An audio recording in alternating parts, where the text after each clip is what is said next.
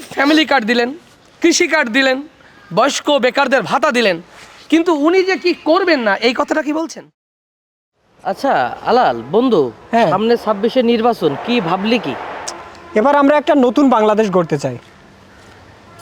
আরে আমি তো তোমাদেরই খুঁজতেছি। তার মানে? আর শোনো, আমি তো এবার নির্বাচনে দাঁড়াইছি। ও আচ্ছা আচ্ছা। আমি একজন ক্যান্ডিডেট মানুষ। জি। তা তুমি এবার আমারে ভোট দাও। তোমাকে এই হচ্ছে যে ফ্যামিলি কার্ড, হ্যাঁ। তারপরে এই যে কৃষি কার্ড, আর এই যে বিভিন্ন ভাতা আছে না, হ্যাঁ। সব আমি ভাতা কমপ্লিট করে দিবা। তোমাকে কোনো টেনশন করা লাগবে না। ও, এগুলো আমি তোমাকে ব্যবস্থা করতে দেবো। সালাম আলাইকুম ছোট ভাইরা, কেমন আছো? ওয়ালাইকুম আসসালাম ভাইয়া, ভালো আছি। ভালো কি আছি। খবর? তোমরা এখানে দাঁড়িয়ে কি করছো? এই যে আমাদের নেতা আমাদের প্রতিশ্রুতি দিচ্ছিল।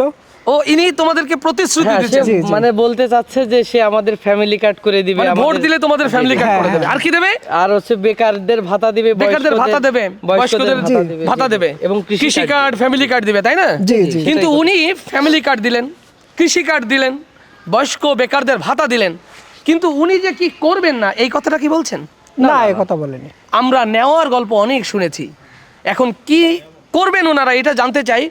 দুর্নীতি যে করবেন না এমন কোনো কথা কি বলেছেন? না না, না না, না তা- চাঁদাবাজি করবেন এমন কিছু বলেছেন? না, না। টেন্ডারবাজি করবেন এমন কিছু বলেছেন? না, বলেনি।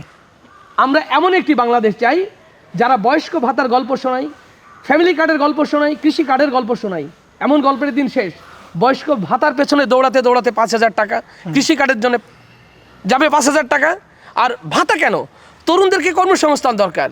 অতএব আমরা ভাতার পেছনে দৌড়াতে চাই না, আমরা এমন নেতা চাই যারা দুর্নীতি করবে না, চাঁদাবাজি করবে না, লুটপাট করবে না, দখলবাজ করবে না। এই যে ভাইয়া, এখনকার এই জেনজিরা না চেঞ্জ হয়ে গেছে, তারা একটি নতুন বাংলাদেশ চায়। জি। তারা এই ভাতা চায় না, বরং সেই নেতাকে তারা খুঁজছে যে নেতা সে বলবে আমাকে ভোট দেন, আমি দুর্নীতি করব না, চাঁদাবাজি করব না, টেন্ডারবাজি করব না। এমন কথা তো আপনারা বলতে পারেন না। তোমাদেরকে বলি, আমরা একটা নতুন বাংলাদেশে যে স্বপ্ন দেখছি, ন্যায় এবং ইনসাফের বাংলাদেশ। আর এই ন্যায় এবং ইনসাফের বাংলাদেশ গড়ার জন্যে আমরা এখন তরুণদেরকে আহ্বান জানাচ্ছি দাড়িপাল্লা প্রতীকে ভোট দেওয়ার জন্যে। আগামীর দিন হবে ন্যায় ইনসাফের দিন। তাই আসুন, সুন্দর একটি ন্যায় ইনসাফের বাংলাদেশ গড়তে আমরা দাড়িপাল্লা প্রতীকেই সবাইকে ভোট দেওয়ার আহ্বান জানাই। জি জি। ধরা খেয়ে গেলাম মনে হয়, কাইটে পড়ি।